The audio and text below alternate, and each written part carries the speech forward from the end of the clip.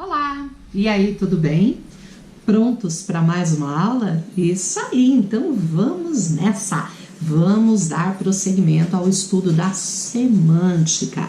Aqui está a semântica parte 2, nós temos a semântica parte 1, vou deixar aqui a descrição, né, na descrição desse vídeo, o link do outro para que vocês possam assistir.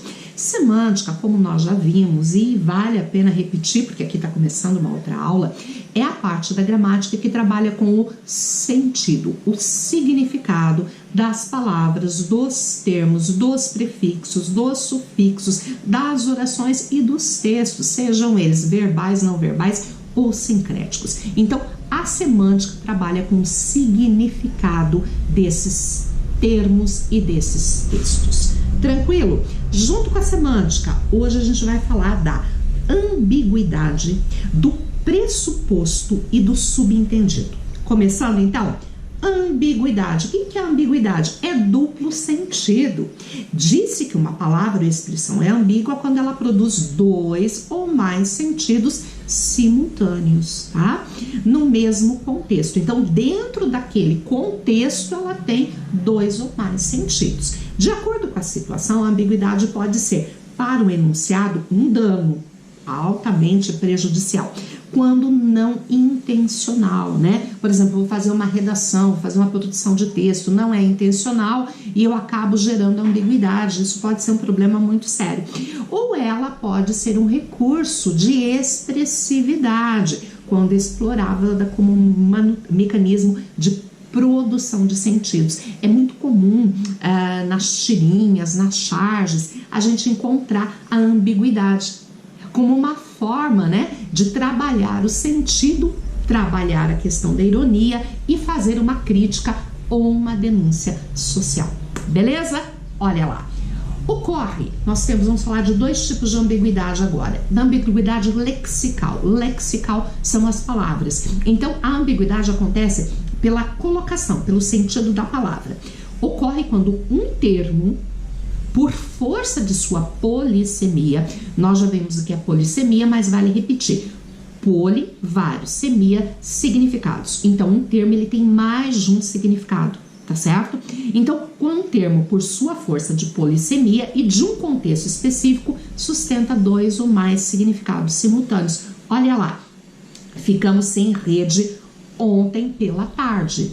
Tá vendo essa frase? Muito bem. A palavra que eu quero trabalhar aqui é a palavra rede.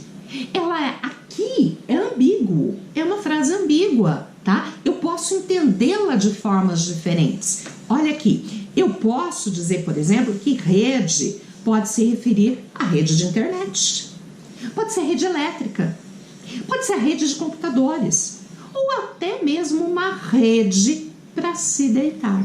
Tá vendo? Então, aqui causa confusão, não está esclarecido. Eu tenho uma ambiguidade lexical, por causa do termo que empregou, porque ele tem mais de um sentido. Sem um contexto que esclareça, a frase fica ambígua, tá? E eu tenho a ambiguidade sintática. Sintaxe diz respeito à relação que os termos mantêm na frase.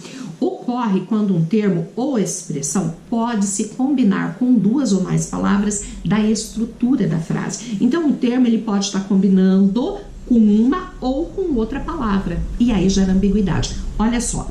Soube do emprego novo de João no restaurante. O que está acontecendo aqui?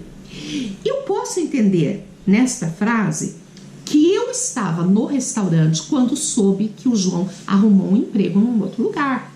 Como eu posso entender que eu fiquei sabendo do emprego do João, do novo emprego que o João arrumou no restaurante? O João estaria trabalhando no restaurante a partir daquele momento, certo?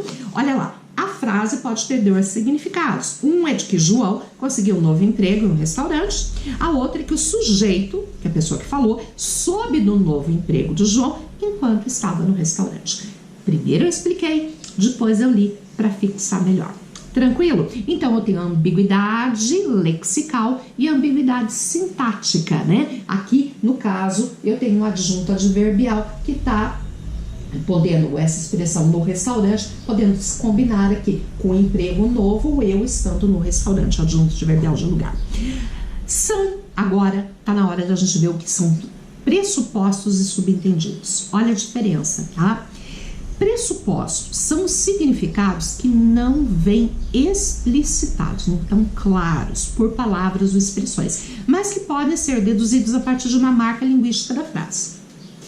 Subentendido são os significados implícitos que são depreendidos a partir de elementos linguísticos mapeáveis na superfície do enunciado. Eles dependem do contexto em que o enunciado ocorre, seja ele o contexto textual, seja o contexto social difundido, chamado contexto ou conhecimento de mundo. Ah, Eliana, não entendi muito bem essa história do pressuposto subentendido. Vamos ver se vocês entendem agora. Maria estava cansada de ser professora. Ouviram essa frase? Então presta atenção agora. Qual o pressuposto que eu tenho? Que Maria ainda é professora. Estão entendendo? Então, Maria estava cansada de ser professora. Então existe, não está dito ali, mas é um pressuposto de que Maria ainda continua exercendo o magistério. E um subentendido, cansada.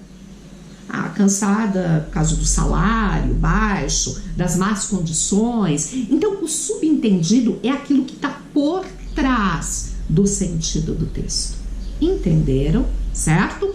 O pressuposto está no nível do texto. O subentendido é aquilo que é mandado por trás do sentido do texto. As tirinhas a seguir ilustram significados pressupostos e subentendidos, ou seja, recuperáveis a partir de palavras e expressões ou a partir do contexto do conhecimento do mundo partilhado. Olha um exemplo aqui. Vocês têm alguma iguaria especial para clientes muito refinados? Claro, madame. Estão esperando mais alguém? Nessa tirinha, a pergunta feita pelo garçom deixa pressuposta sua opinião de que o casal Helga e Agar não são clientes muito refinados. Tudo bem? Isso é um pressuposto. Belezinha, meus amores? E aí um subentendido. Eles não são refinados, porque eles não sabem agir de uma forma correta, eles são grosseiros no trato. Isso tudo são subentendidos, certo? Muito bom. Nessa tirinha aqui, olha o que acontece. Adorei o sapato. Tem 44? Não, só tem até o número 39. Gente, é uma centopeia, tá vendo?